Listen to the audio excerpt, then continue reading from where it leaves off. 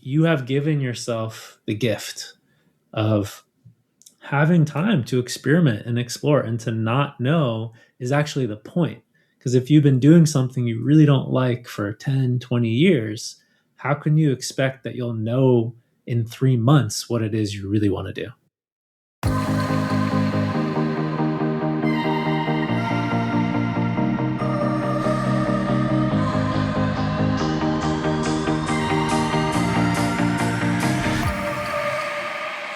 You don't have to wait until you reach financial independence to start enjoying your life.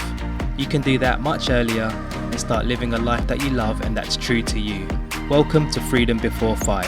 Using FIRE and life design techniques, we help you create freedom on your way to FIRE instead of waiting until you're retired to do the things that light you up. I'm your host Greg, a FIRE movement and life design enthusiast. If you're itching to get freedom now, then let's do this.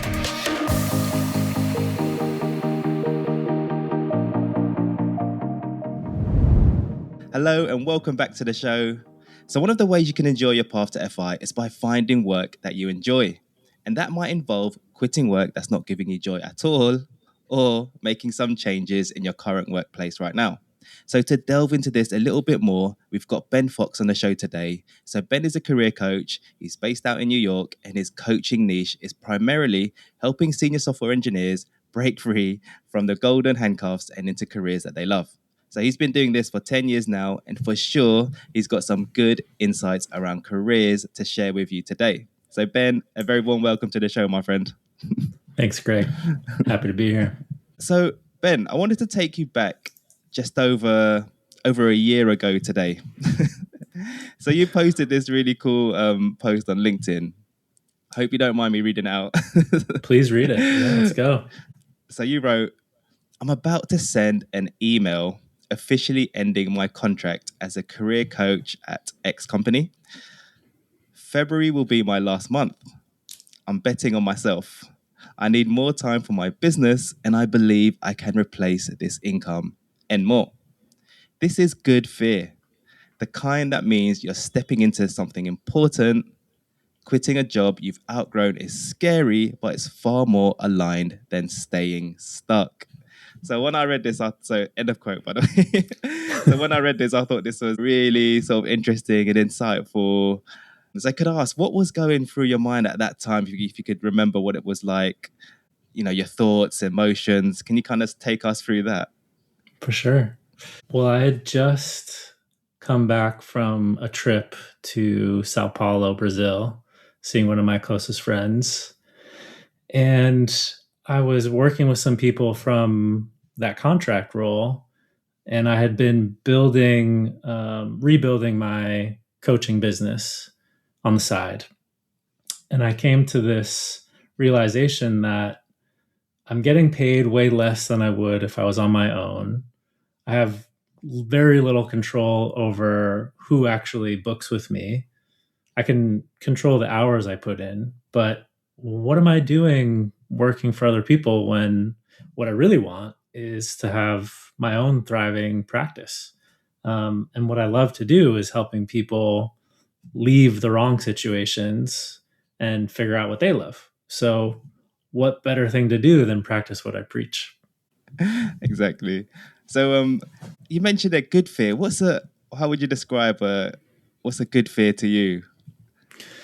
I'm going to make this really meta for a second. Before Sure. you hit record, all these butterflies, this fear was inside me. I'm an actor and performer, but every time before I go on the stage, on a podcast, I have some fear, but it's to do something that I'm really excited to do. And in this situation, when it comes to career, I intuitively had that voice that said, it's time to get back into business for yourself. And that's scary because it means cutting off a source of income that was reliable and steady.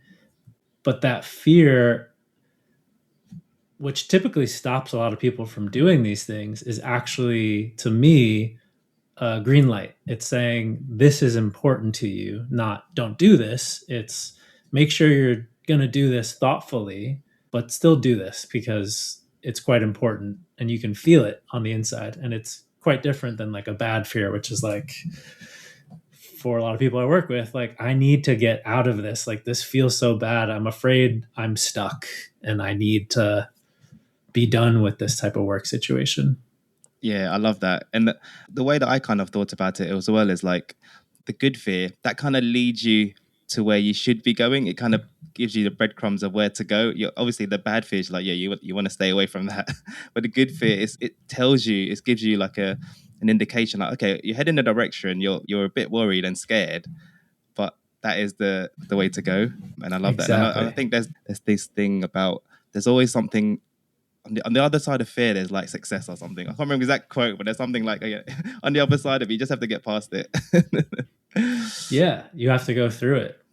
Yeah, exactly. And something I talk about a lot with the clients I work with is you're going to get these breadcrumbs and they're going to lead to the next thing. Like, it's going to be really hard to know the full plan. What's that quote? People plan, God laughs. Oh, yeah. Um, like, you should plan. It's an important thing, but as long as you listen to what's just the next step that my gut, my body is saying I should do, like you were just saying, Greg, it will lead you to the next step and then the next step, and you can just keep going down that path. Yeah, exactly. All right. So that was a year ago. It's obviously right now. What's the transformation? How's it been? Like, how was that year for you? Being as a solopreneur.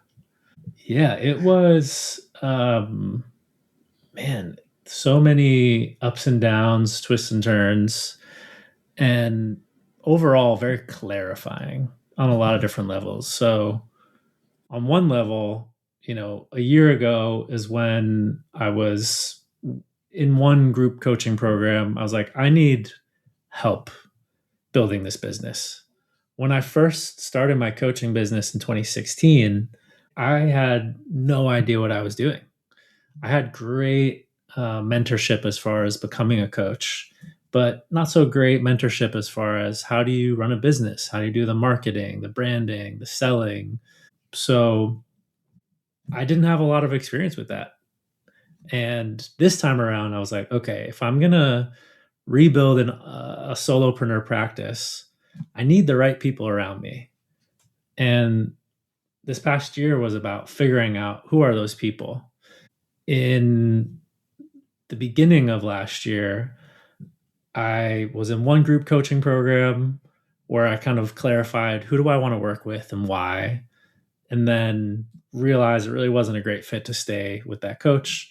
Found myself in another group coaching program where I clarified how do I start getting people who I've never met interested in working with me. Also, really wasn't the right fit community wise. And then I don't know if do you know Justin Welsh? He's like a big name on LinkedIn. No, I can't say I do. All good.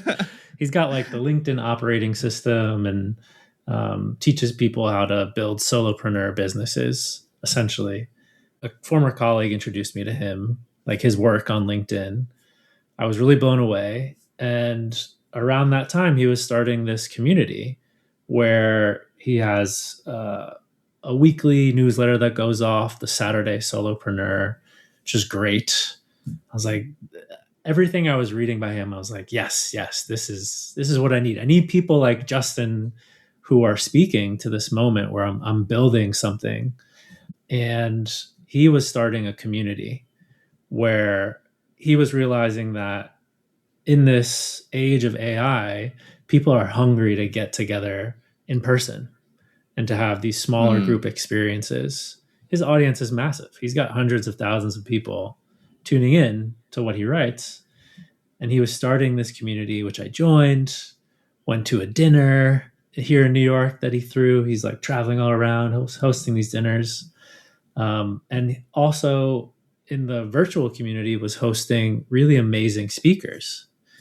And I think it was around July or August, he hosted this speaker, this guy, Dustin, who his whole pitch was about how do you build a business by being a podcast guest, where instead of trying to just cold outreach and rely on referrals, why not share the things that you love with people who have similar audience and um, have fun doing it? And I was like, that sounds amazing.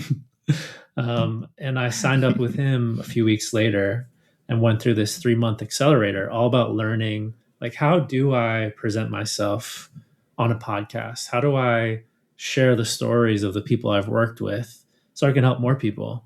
And I've been part of his community since then. And I'm around 7-figure entrepreneurs in all different categories, people who've like really crushed it in their business. And I've felt like for the first time as a professional and the first time as an entrepreneur that I have the right people around me who've already done what I'm trying to do in their respective fields that are wanting to see me succeed. And it's been this huge blessing to find this community. Wow, there's a really some good lessons in there about quitting your sort of regular work and going into this kind of like creative sort of pathway. And I think the lesson there is find people you resonate with, find a community you resonate with, find mentors. I think that's what you've done, isn't it? You found like really good mentors on your way. And one of the things people think about is when you're on this kind of sort of creative path is, I need to, you got to spend money and time to do these. But I think you're reaping the benefits, although people might see it as an expense. I think you see it more as an investment. You're like, this is for Totally. my business. And I think it's quite hard for people because sometimes these groups and these like mentors and these courses are quite pricey. But then I'm sure there's if you find the right one that fits you, that speaks to you, and in the right community, sometimes it might be priceless. like that. That's really, really valuable. Okay, nice one. So yeah, so it sounds like it's all been going okay, and you found your kind of groove in a way. So I kind of wanted to get into more on the coaching side then. So, and I know your niche is about tech professionals. How did that come around? The sort of tech profession, like how did that niche come around? Yeah, it's a great question. So as I was saying earlier, 2016 was when I started my coaching business and was being trained on how to be a life coach primarily in the beginning. And for the next 3 years, I was trying to figure out, like, how do I build a coaching business? Because I loved coaching people and I feel like I'm gifted at this naturally and I'm working on it a lot. Like, I'm trying to improve my skills here, but I really felt like a fish out of water trying to build a business, even though I come from an entrepreneurial household and my dad's a serial entrepreneur. So around the end of 2018, my then girlfriend said to me, Ben, you need a job. And she was right. I did, because I was floundering. I was like, I don't know how to do this and not put myself into more debt. It was a whole intense thing. And I saw that the coding boot camps here in New York were hiring career coaches to help their students find their first jobs as software engineers, data analysts, data scientists. And I got that job in 2019. It was a nonprofit coding boot camp. And I loved the work. I saw this interesting synergy with software engineers where they love to solve problems. That's like the orientation. How can I solve these different problems for this business, for my life? I'm like, I love doing that too. I'm not technically minded, but very emotionally intelligent. And there's something about the way in which we're different, software engineers and Ben, that really jives. It really works out. And I felt like I kind of fell into this niche that really matches my style. I've worked with a lot of different people through the jobs I've had between now and then, but the people I've loved working with the most were these high achieving problem solvers that were working at some really top name companies. But what I got clear on last year was there's these people who might even be financially independent who are kind of miserable, and the source of that is their work life. And I find that fascinating. Like, what is it about your day to day, knowing you don't necessarily have to be there, that makes you so miserable? Like, why are people staying stuck in this? And I realize that that's a problem I can solve. So engineers are typically great at figuring out the external problems, but have a really hard time when it comes to the internal. And that's where I feel like the synergy is highest, because I'm this shiny reflection where I'm like, hey, Greg, you're working this corporate job and you're miserable, but you could actually leave and figure out what you really want to do. Yeah. Okay. So just on that then, what are some of the typical reasons people reach out to you? Yeah, I think I find people, or they find me rather, when they're kind of teetering on the edge of low to high grade burnout, where they've known for a bit, like, this isn't working and I'm starting to feel exhausted.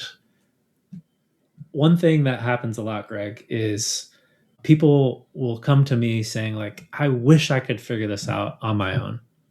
And most people, most engineers who I do work with, have tried to figure it out. Like, they are trying to solve the problem, but Yeah. their inputs are not working. So they're getting the same output. And even if they do find a new job, they're repeating the same habits and patterns that got them into that situation. So yeah, like, people being on that edge of mild to severe burnout is when people find me. People are also finding me when they're realizing, like, hey, this application and networking game is making me kind of miserable and it's not really working.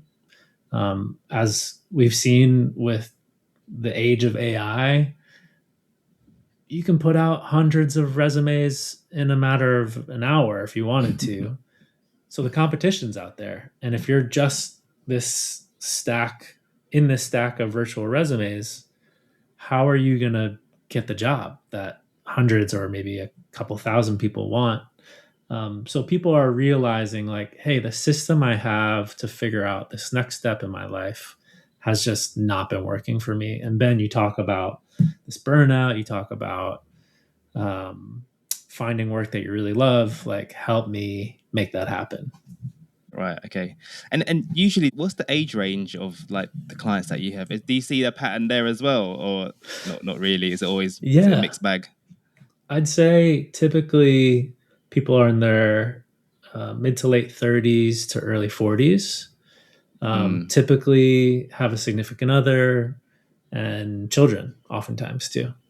Oh, yeah, which could So also be quite difficult because obviously leaving a secure, monthly salary very difficult. can also be quite difficult. So just on that then, so obviously you mentioned people like teetering on sort of burnout and things like that.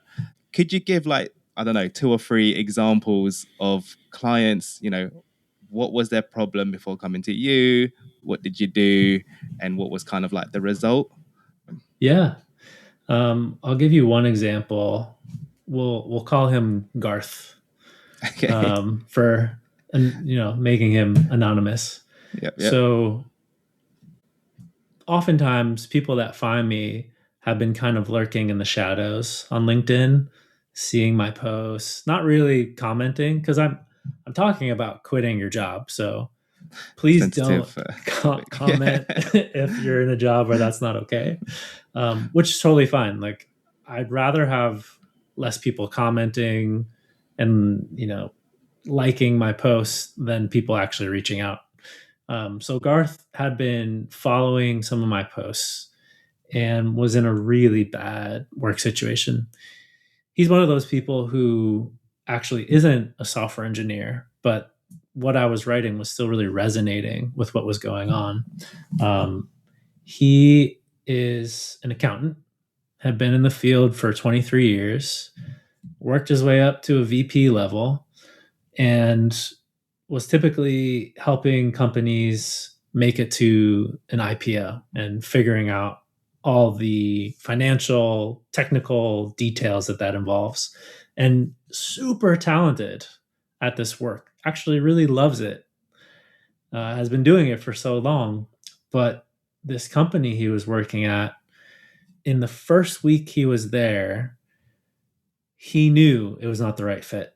They flew him out to a different city where they're headquartered. And I remember him telling me this. He was like, I knew right then and there that this wasn't going to be a fit, but I had already signed on. So I figured I'd give them 6 months. But it was so bad. The anxiety was so high that he had to go on medication in the first few weeks of this job. So not Wow. a great start, not a great starting point. But it's also not unique, Greg. Like a lot of people I talk to have told me, whether it's like the full career path they're on or just the current job, like, yeah, I knew day one, or I knew in the first month, but they've stayed because of financial obligations, responsibilities, made it hard in their mind to leave. So when Garth found me, he was um, he told me this when we started working together. He had a post-it note at his desk where he was writing how many times in a day, he was just making a tick, how many times in a day am I thinking about quitting? And it was getting bad that he was thinking about it all the time. And he finally reached out right after he had left his job. So he's in the group of people that I work with who have found themselves out of the job, whether they leave or they're let go, and it's typically best for them. Like his health was really starting to suffer, and his relationships, he was feeling kind of miserable, um, gaining weight. It just was not looking great for him. So he reached out because my content was really speaking to the moment he was in. And a lot of our work together was about looking at how he got into that situation. So, what was it that had him think that he needed to stay? And how did he find his way into an organization that was going to treat him in these kind of negative ways, like even to the point of verbal abuse sometimes?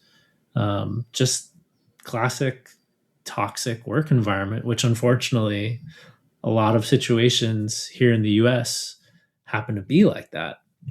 But it's not just a company's fault. There's a two-way street.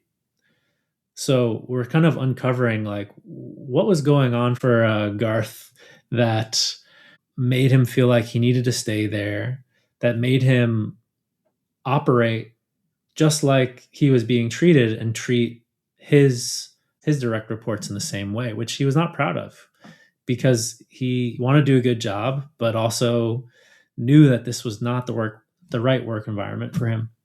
So it was a lot of analyzing like what was going on to make him feel that way. How did he get through it?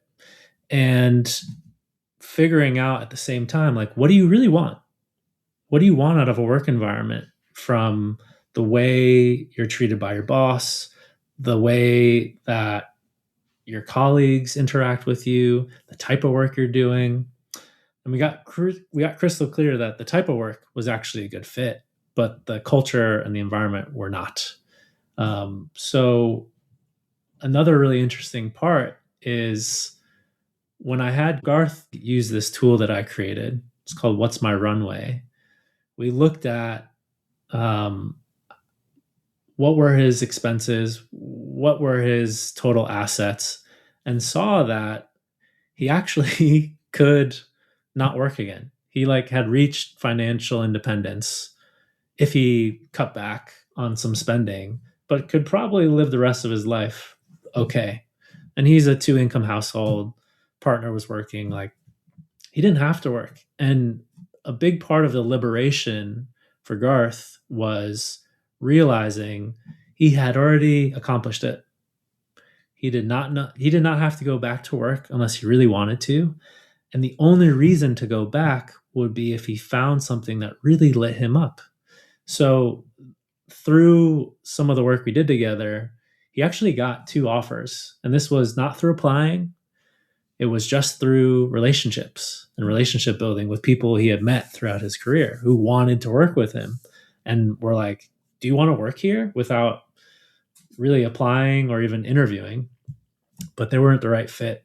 Where Garth is at right now is that he came to one of my monthly meetings that I hold for people that I've worked with, and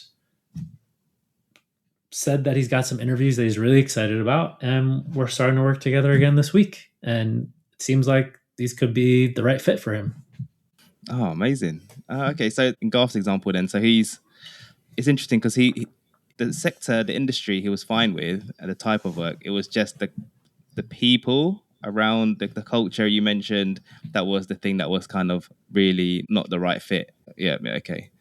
Do you have another example of another type of thing that someone came to you that was a Sure. bit different as well? I'll give you the story of, we'll call him Mel. So Mel, mid 30s, two kids, two income households, had been in the same industry, sales, for over a decade, I think closer to 15 years. And other than one moment early in his career, had felt like he's not really a salesman. It just wasn't feeling like the right fit, but it's what he knew. It's the household he grew up in.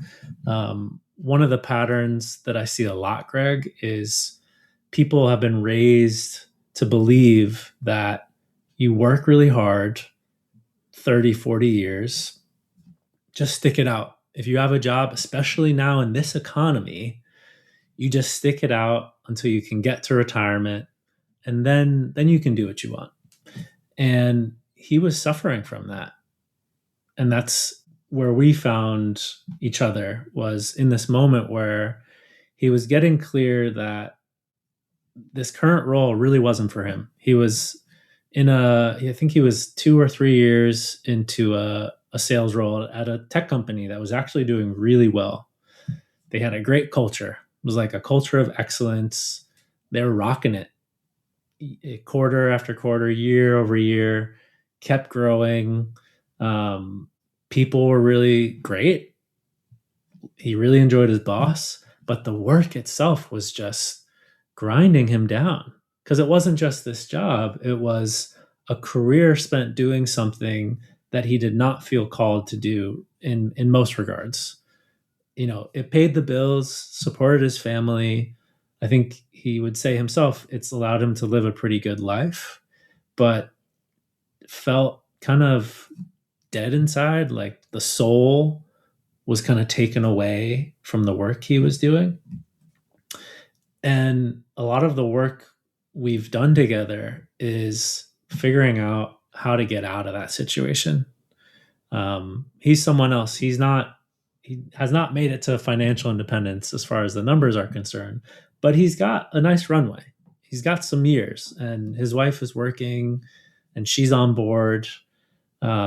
So a lot of our work in the first some odd months was about figuring out a solid quit date, and then all the feelings that came up with actually leaving a situation like this, because he was not sure what he was going to do next.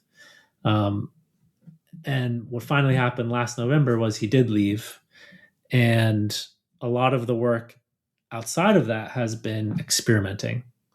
So when people come to me and they're like, I really don't know what's next, what I have them do is look back into their past, look at previous roles they've been in, things they did extracurricularly, things they did when they were a kid that just really spoke to them.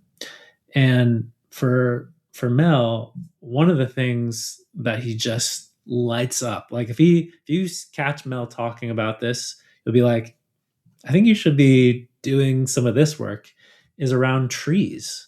Planting trees, giving them away, an arborist type of career path. And although he hasn't figured out the exact job, he's been volunteering. He's planted hundreds of trees in his neighborhood and loves this. And I'm like, it might not be the thing that you do professionally, but remember how that feels to be doing this. And we want to keep replicating that in all these different experiments, all these different areas of your life, so that you can figure out what is it that would at least give you this sense of this makes sense for me to do. It doesn't have to be your passion, but it should feel like, yeah, I kind of like this versus, oh man, I can't wait to just get to Friday so I can stop doing this. That's so cool. So, man, what's he doing now then? He is figuring it out. We're still working together. Oh, you're still in that space. Oh, got it. Gotcha. Yeah. Okay. He's again in this moment of like pretty heavy experimentation where he's trying out different things. And it's not clear yet, but hmm a big part of the journey for a lot of people is for the first time in their life. And I think this might vibe with your audience and some of the things I've heard on other episodes of yours is for the first time in his life having the space and time to not know right away. And like he's gotten to a point where he's built up enough of a nest egg, enough of a runway where he has time. When we looked back at the past few months from when he quit, he was like, actually didn't lose any money. Like we more than broke even. I'm like, well, because you've been smart, you've invested, you've got your wife working, like you have given yourself the gift of having time to experiment and explore and to not know is actually the point. Because if you've been doing something you really don't like for 10, 20 years, how can you expect that you'll know in 3 months what it is you really want to do? Yeah, exactly. And how long was this sort of runway he's on at the moment? I think he Did has he? about 4 years where he'll be fine. That is mad. So Right? he's It's got scary. a. Did he give himself like an unofficial sort of sabbatical then from the sales role, and he's on this sort of journey of exploration at the moment? Is that what he's currently doing? Correct. Like an Yeah. indefinite sabbatical? I'm pretty confident he wants to work again. Yeah, It's just what is going to be the right type of situation that's not going to take his soul away, essentially. yeah. That's interesting. So, how did he get the courage then to quit? What was this? What was the switch for him? Yeah, it took some time. We Mm, started working together a year ago, actually, and it was really scary. I think for most people I work with who do end up leaving a job, there's all this fear wrapped up into cutting off an income source. Like our amygdala, our reptile part of our brain, our lizard brain, is screaming at us that that is going to impact our survival in a very negative way. So please don't do it. I think the switch for him was many, many, many conversations with me, with his wife, and actually seeing like what is it like for you day to day to be in the situation that you really don't like.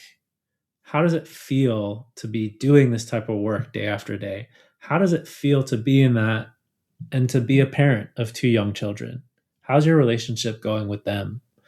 um, I think some of the turning point came when he had a longer break, longer time off, and he could decompress a little bit and could see with a quit date that we had set and having some time off, he could access a different part of himself where he was spending more time with his two young kids.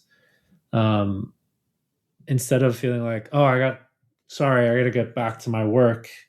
I love you. It was, yeah, tell me about that. Yeah, what was that like at school today?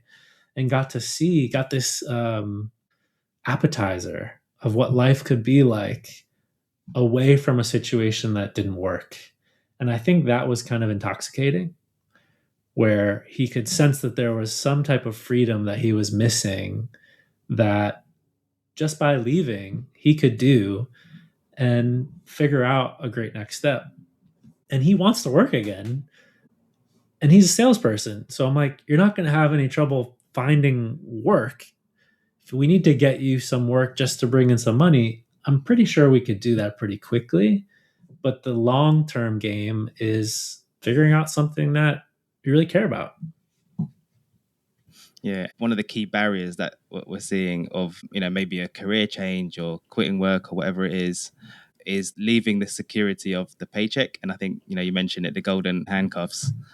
It seems like a big thing. So what are some ways or tips or guidance that you've given or that you can provide to people in that space that they want to do something different, but hold on, the golden handcuffs are calling calling them back and they need that security. What are some of the things that you've kind of advised people to do to overcome that?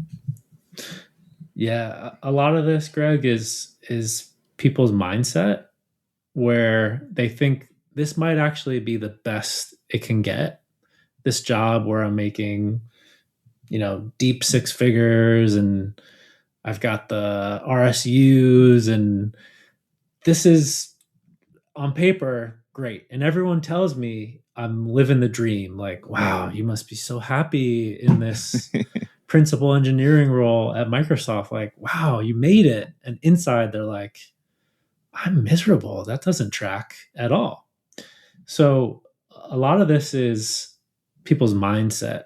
And one of the things that I have most people do now when we start working together is just know what their runway is. Know, okay, let's say you got fired. So instead of you quitting, let's look at it as if you got let go, which is happening a lot in tech right now. So a lot of people I work with have gotten let go. If you were let go right now, if we just looked at your emergency savings, how much time do you have? And then let's look at the longer runway, which is all of your assets. So we can know and calm the part of you that's freaking out. What amount of time do you actually have? And part of why I love working with engineers is they're really smart and they've typically done a great job of saving, investing, preparing for retirement, preparing for moments like this. So having those numbers is one of the first comforts that people have when they're working with me is that, okay, if I got let go, I have 3 years, I've got 6 years. I'm like, that's amazing. You can definitely figure it out in way less time. We're not going to burn up all that money at all. The other thing is that what is the long-term risk of staying in a situation like this? A lot of people find me when they're in these moments of exhaustion, starting to feel like maybe this is burnout. I'm not feeling so well slept. I'm snapping at my kids. I'm fighting with my partner. These kind of telltale signs that work is really bleeding over into the rest of their life. And some of those people will say to me up front, but like, Ben, it pays so well and I've got great health benefits. And, if I can just make it to that next, stock RSU vesting, then maybe I'll leave. And what I love about, again, working with engineers is they are really smart at thinking about solving problems. So if we're talking about the problem of risk, what is the risk of staying in this environment that you know is wrong? You're starting to see these health impacts, these relationship impacts, versus setting a really clear date by when you'll leave, getting healthy, and figuring out a situation that does not put you in this situation ever again, where you're not going to feel burnt out ever again. And that's a real mindset shift for people. Like, oh my God, if I stay here, I might even just get fired because my health is going down and I don't think I'll be able to perform as well. So that's another thing is like there's risk inherent in staying in these situations that gets to a point where it's riskier to stay than it is to leave. Yeah, and then I suppose what you do is help people see that. You help them, be aware of that because that could be even worse. Yeah, way worse. So I wanted to understand then, like, what's the typical process the coaching process, like the ins and outs of how you actually, when you take on a client, what's the first things you do, and the sort of overall process of how that works. And I wondered whether we could, let's just use a scenario. I'll give you a scenario, and then you could kind of tailor of how you kind of do your sort of your working, I don't know, framework or process with it. So I don't know, just Sure. to say, I think some of those examples are quite similar, but someone in, like, let's say someone's in the same industry, I don't know, 15, 20 years. And then let's say they are in a, as you mentioned, like late 30s, early 40s, that typical sort of age range that you mentioned. They've lost spark for that industry, and then they just really want to do something different. But they're, again, worried about their finances. What's the framework, or what was the first things that you'd do with them, and take us through that journey of Yeah. what you do? And I'll just say part of why I love working one on one is although I have a framework that I'm working within, it can be so highly customized to what someone's going through that they can be at different parts of this journey, or even the same parts, and like get a very different experience as far as like the worksheets or processes that I'm taking them through, because they're going to show up week to week going through very different things depending on where they're at in their life. So, a quick clarifying question for this person: they want to do something different. Is that, are you talking about like just a new job? Is it like they want to switch industries, or like they don't even want to do what they've been doing anymore? Maybe they don't like the industry or the sector or whatever it is. They want to, For let's just sure. say they're thinking of doing something different. Yeah. Maybe Yeah. something like that. Yeah. One of the first things that I do with everyone is, again, this process of like, okay, if you got fired, how long would you be okay? Kind of like this understanding of what's the time that they have available to commit to figuring this out. This is a really heady type of thing to get to wrap someone's hands around, where you really need time and energy and oftentimes money to invest to figure out the answer to a question like this. So I like to gauge like where are people at if they got let go, or a lot of people I end up working with do want to leave this job. So we have to set a quit date and like hold them accountable to figuring out when to leave. Um, for someone like that, and what I do with most people is say, okay, let's look back at your whole work history, and let's roll by roll have you look at the different things that you did in your jobs that really spoke to you. Like, what are the things that you felt intrinsically motivated by that kind of just lit you up? And we want to pull this from all these different examples from your past. Another thing to think about is like, what did people come to you for? What do people come to you for in general that might not even be a part of your job, but it just feels like, yep, Greg is great at talking about this, and I just want to talk to him because he loves it and he's great at it. And we start building this kind of mental map of what are the things that speak to you as Greg in the world. And it might not be engineering. Like, you might realize, I was doing that and it wasn't the right fit. But more often than not, Greg, what happens is people will look at what they've done in their past, and not just jobs, but things that they've done extracurricularly, things they've gone to school for, and start to notice some patterns of, wow, you know what? Part of why I got into engineering is because I just inherently love solving problems. And I love being able to do that collaboratively. And all of my work as an engineer, that's what I love the most, is collaborating with people and solving these really intricate, in-depth problems. Like, that lights me up. So as we're doing this, I'm kind of assessing, is it the work that's the problem? Is it the work environments you've been in? Is it how you've thought about the work you've done? I'd say it's rarer for people to feel like I absolutely don't want anything to do with the career path I've built.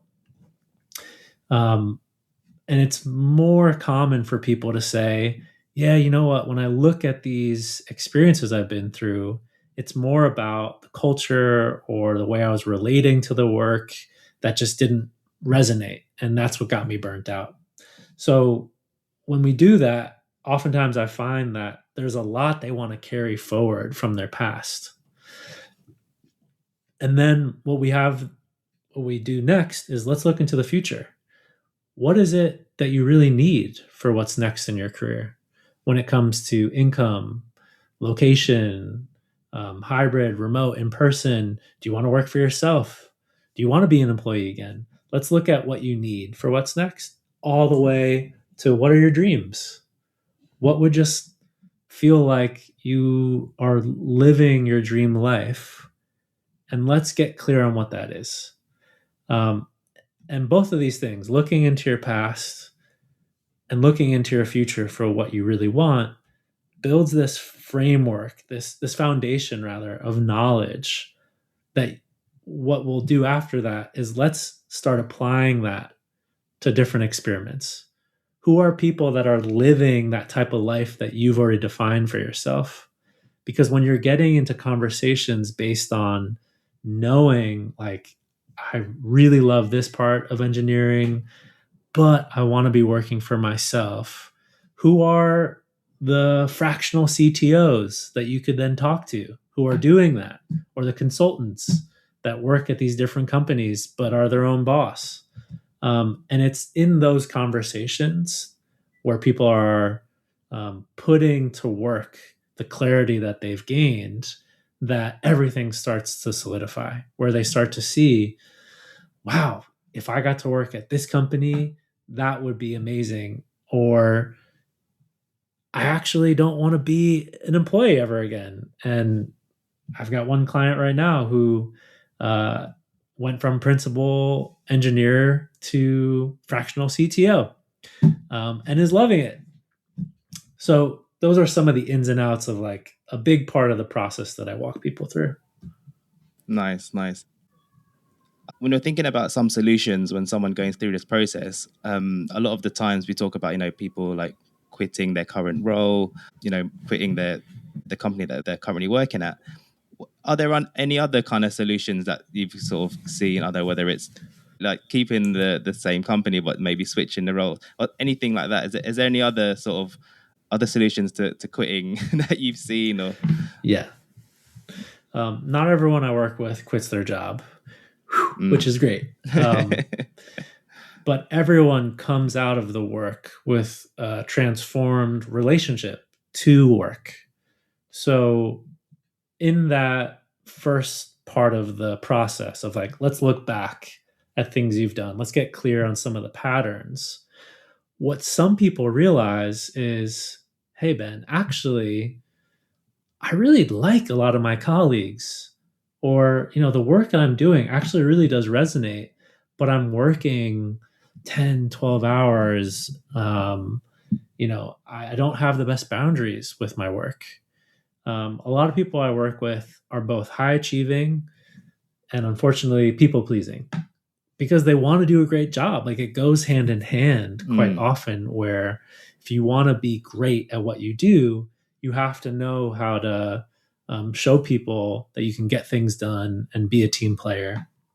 So for a lot of people, Greg, what we do in the beginning is assess their current relationship to work as well. And what I help people do is, whether you quit or not, let's create some of those boundaries. You said you're working until 8, 9 p.m. What if we tried closing your laptop at 6? What are the conversations you need to have with your boss and your team to let them know that this is something you want to implement? And let's start changing things now, because we must if you want whatever's next to go differently. It's not like a new work environment, or even if you went from corporate to entrepreneur, the patterns that have been happening are going to follow unless we are aware of what's happening and start to change them in alignment with what you actually want. So the first steps, honestly, is let's assess what's going on with work right now, and what are the things that you need to change immediately that we can like start creating these steps, the scaffold to having work go better right now. Because I just stopped working with someone today who was our final session. They've been working at Amazon for a long time. Thought they wanted to quit 6 months ago, all the way to now, today, being like, "This is great. Like, I have a wonderful team. I want to be here for a while. Like, this is actually fitting my life." Interesting. So I've got loads of other questions, but I'm conscious of the time. Before we go over to the quick fire round, was there anything else you wanted to add? Anything else that you like me to ask? That's a good one. I mean, I'll just speak for my own experience about like how did I've quit a lot of jobs in my career, and I think one of the things that keeps coming up in this work that I feel really grateful for is I was raised in a household where my dad's an entrepreneur, my mom is an art dealer and an actress, and I had this training my whole life of go after the things that light you up. It doesn't mean necessarily make them your career right away, but please don't forget the things that make you feel most alive. And that was my training. And most of the people I work with, that's not the household they grew up in. Um, the themes that most people hear are like, you got to work hard. Work is called work. If it was fun, it would be called fun. Like all these different, unfortunately, kind of negative ways that people relate to this thing called work or career, that I feel like I was gifted something different. And I've had my own ups and downs and journey within that. But when I found coaching back in 2015, it became kind of this North Star of, wow, I could create a career doing this thing that I think I love. How do I figure that out? And I feel like, 10 years later, I'm finally figuring out how to do that successfully, and just super grateful that I had that training from early on. Nice, and I like that. And I think that's something we could all learn about. When you do come to crossroads, or you have to make decisions, following what lights you up, although it might be harder, it could potentially be the harder path. That's a way to go. Okay. All right, Ben. So we'll head over to the quick fire round. Got 5 questions for you. Please just try to answer as briefly as you can. I'll just go through it one after the other. So the first question is, what's something you wish you'd done 10 years ago? I wish I hired a business coach. Nice. Question number 2. What are 1 or 2 daily habits that have helped you in your journey? I stretch first thing every day. Super helpful. Like, don't look at my phone right away. And taking a walk midday, like getting out of my work environment and being in nature frees up my brain. I love that. Yep, yep. Number 3, your most important lesson in life. Be kind to other people, especially yourself, starting with yourself. Nice. And question number 4, what are 2 or 3 transformational books you can recommend to the audience, or any other sort of artistic media? Yeah, I'm going to take the liberty of saying other media to start with a book in the mix too. My Dinner with Andre, which is a film from 1981, this kind of philosophical conversation of these two guys sitting down to eat, old friends who are meeting and talking about life, blows me away whenever I watch it. One of my favorite movies. The Alchemist by Paulo Coelho, great Mm. book about like finding the things that light you up, getting back on your path. And then The Millionaire Next Door, great book about all these people who have done an amazing job, and they're not people you would know. They're just the person next door, and they're doing great with their finances. Yeah, I love that one. All right. And then last question number 5. What's 1 or 2 small things listeners can do this week if if they're thinking about maybe a career change or something, or it's just something that's been on the back of their mind, or one or two things they could do this week, for example? Yeah. One of the first things is getting real with yourself. Like, spend some time writing about your relationship to the current work situation. And is this a place and a type of work that actually suits me for this stage of my life? Do I actually feel like I'm in the right place? And just getting real with yourself, because no one else can tell you whether or not that's true. Second thing is, if you're unsure, talk to people that love you the most. Like, if you have a significant other, ask them about, like, hey, when I come home for work, how do I seem? Like, what do you think about my relationship to my job? And get that kind of outside perspective about how work is going. Fantastic. Good stuff. All right. That's the 5 questions. Thank you, Ben, for answering those. So, yeah, I mean, if anyone wants to reach out to you, or if there's any plugs that you have, yeah, please take the floor, Ben. Sure. You can definitely find me on LinkedIn. That's where I'm posting a few times a week with client stories, things that I'm thinking about as it relates to career, Ben Fox coaching. And then if you want a little more guidance, I talked about this framework. You can check out benfoxcoaching.kit.com/job search. It will take you to this really short video, this training about how am I seeing engineers specifically, but people in general, getting hired in 2026. And if you'd like from that, you can sign up for a one-on-one with me, and we'll deep dive into what's going on for you in your current job search or relationship to work.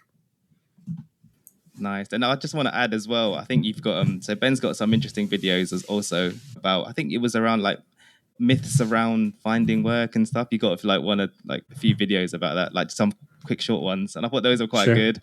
So if anyone if anyone wants to check those out, those are quite interesting. So yeah.